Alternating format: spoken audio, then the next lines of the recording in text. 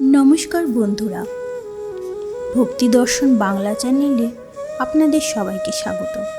আজকে আমাদের আলোচনা পাপ মোচিনী একাদশী।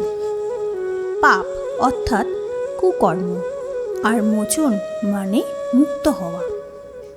এই কারণেই মনুষ্যরা এই একাদশী করে নিজের পাপ থেকে মুক্ত হওয়ার জন্য। বন্ধুরা, আমরা সারা জীবন অনেক রকম পাপ জেনে বা অজান্তে করে থাকি, তাই সময় থাকতেই সেই পাপের প্রায়শ্চিত্ত করে নেওয়া উচিত, না হলে নরক যন্ত্রণা ভোগ করতে হয়। এই সব পাপকে মুহূর্তে শেষ করে দেয় পাপ মোচিনী একাদশী। চৈত্র মাসের কৃষ্ণপক্ষের এই একাদশী পালন করলে মনুষ্যের সমস্ত পাপ থেকে মুক্ত হওয়া যায়। এছাড়া একাদশী ব্রত ব্যক্তিকে পাপ কর্ম থেকে দূরে রাখে। এই কারণেই ভক্তরা পাপ মোচিনী একাদশী ব্রত করা অত্যন্ত শুভ বলে মনে করেন। ব্রত পালন করে অবশ্যই ব্রত মাহাত্ম্য পাঠ করুন এবং সমস্ত পাপ নাশক স্তোত্রম পাঠ করুন, এতে সমস্ত পাপ শেষ হয়ে যাবে। এই দিন আপনারা ভগবান বিষ্ণুর পুজো আরাধনা করুন, পঞ্চামৃত দিয়ে ভগবানকে স্নান অভিষেক করান। এই ব্রত পালন করলে সেই ব্যক্তি বৈকুণ্ঠ ধাম প্রাপ্ত হয়। এই সমস্ত পাপনাশক স্তোত্রম পাঠ করার সময় অবশ্যই হাতে একটা ফুল নেবেন এবং পাঠের শেষে সেই ফুল ভগবানের চরণে অর্পণ করবেন। পাপ মোচিনী একাদশী ব্রত 5ই এপ্রিল ভারত এবং বাংলাদেশে পালন করতে হবে। বন্ধুরা, একাদশীর দিন ব্রহ্ম মুহূর্তে ঘুম থেকে উঠে আমরা সূর্যদেবের উদ্দেশ্যে জল প্রদান করব। তারপর তুলসী দেবীর উদ্দেশ্যে জল প্রদান করব এবং ভগবানের কাছে সংকল্প করব যাতে আমরা একাদশীর দিনটি ভালোভাবে পালন করতে পারি। একাদশীর সংকল্প মন্ত্র: একাদশং নিরাহারায়া স্থিত্বা অহম অপরে অহনি ভক্ষ্যামি পুণ্ডরীকাক্ষ শরণ্যম মে ভবাচ্যুত। এরপরে আমরা ঘরে, আমাদের যে ঠাকুর ঘর আছে সেই ঘরে গিয়ে ভগবান বিষ্ণু যদি পাথর বা ধাতব মূর্তি থাকে তবে তাকে পঞ্চামৃত দিয়ে স্নান অভিষেক করাতে হবে। পঞ্চামৃত অর্থাৎ দুধ, দই, ঘি, মধু, শর্করা অর্থাৎ মিছরি, এই 5 রকম দ্রব্য একসাথে মিশিয়ে ভগবানকে স্নান করাতে হবে। তারপর শুদ্ধ জল দিয়ে স্নান করাতে হবে। তারপর ভগবানকে পরিষ্কার করে পরিষ্কার কাপড় দিয়ে মুছিয়ে ভগবান বিষ্ণুকে হলুদ বস্ত্র পরাতে হবে। এরপরে ভগবানকে আপনারা ফুল, চন্দন, তুলসী সহযোগে, প্রদীপ, ধূপ, দ্বীপ সহযোগে ভগবানকে পুজো করুন।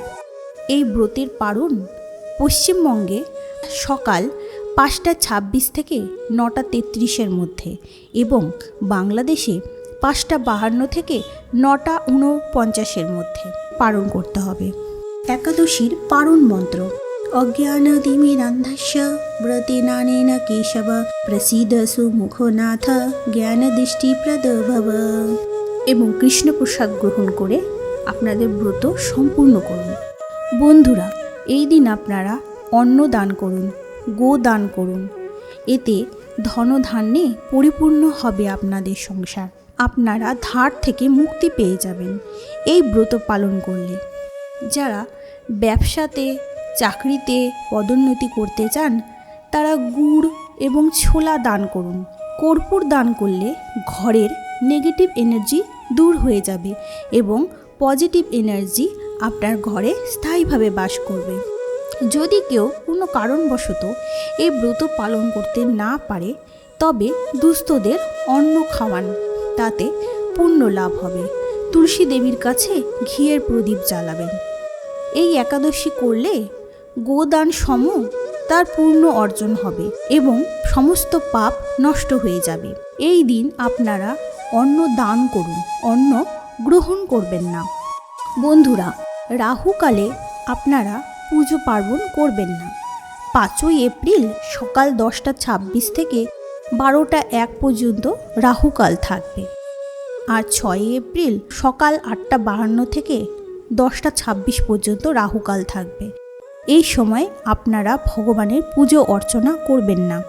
বন্ধুরা, 6 এপ্রিল মহাবারুণী স্নান অর্থাৎ গঙ্গা স্নান যাত্রা তিথি রয়েছে সকাল 7টা থেকে 1:19 মধ্যে। এই দিন আপনারা গঙ্গা স্নান করুন। কথিত আছে এই দিন গঙ্গা স্নান করলে কোটি সূর্যগ্রহণের পর স্নান করার আমরা যে পুণ্য অর্জন করে থাকি, সেই পুণ্য একটি মাত্র বারুণী স্নান করলে পাওয়া যায়। তাই আপনারা অবশ্যই এই দিন অর্থাৎ 6 এপ্রিল সকাল 7টা থেকে 1:19 মধ্যে মহাবারুণী স্নান অর্থাৎ গঙ্গা স্নান করুন।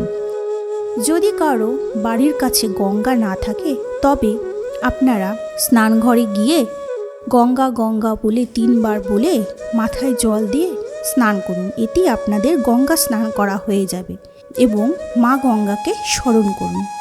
ভারতে 6 এপ্রিল সকাল 10:19 থেকে বিকেল 3:39 পর্যন্ত, বাংলাদেশে 10:49 থেকে বিকেল 4:09 পর্যন্ত মধুকৃষ্ণা ত্রয়োদশী সঙ্গে শতবিশা নক্ষত্র যুক্ত রয়েছে।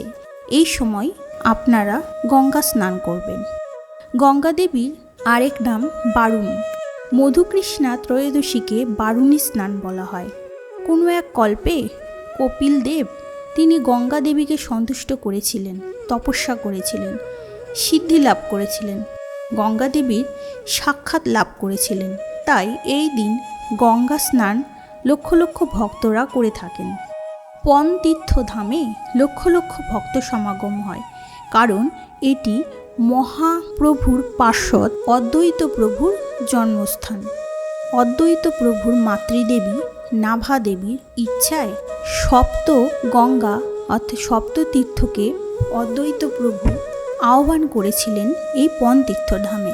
অদ্বৈত প্রভু বয়স যখন 8, তখন তার মাতা নাভা দেবী একদিন রাত্রির শেষে স্বপ্ন দেখলেন যে তিনি গঙ্গা স্নান করছেন এবং তার কোলে থাকা সেই সন্তান শঙ্খচক্র গদা পদ্মধারী ভগবান বিষ্ণু, তার চারদিক আলোয় ভরা, এবং তিনি সেই শিশুর কাছে চরণামৃত প্রার্থনা করছেন।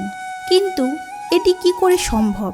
মা কখনো শিশুর কাছে চরণামৃত গ্রহণ করতে পারে? এই চিন্তা করে হঠাৎ নাভা দেবীর ঘুম ভেঙে গেল। অদ্বৈত প্রভু সবই জানতেন, তাও তিনি তার মাকে জিজ্ঞাসা করে বললেন, মা, তোমাকে এত উদ্বিগ্ন দেখাচ্ছে কেন? তুমি এত চঞ্চল হয়েছ কেন? তখন তিনি তার এই স্বপ্নের কথা পুত্রকে বললেন।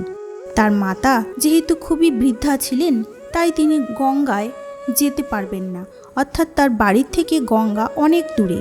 তাই অদ্বৈত আচার্য প্রভু রেণুকা নদীতে সপ্ততীর্থ গঙ্গাকে আহ্বান করেছিলেন এই মহাবারুণী তিথিতে, অর্থাৎ চৈত্র মাসের মধুকৃষ্ণা ত্রয়োদশীতে।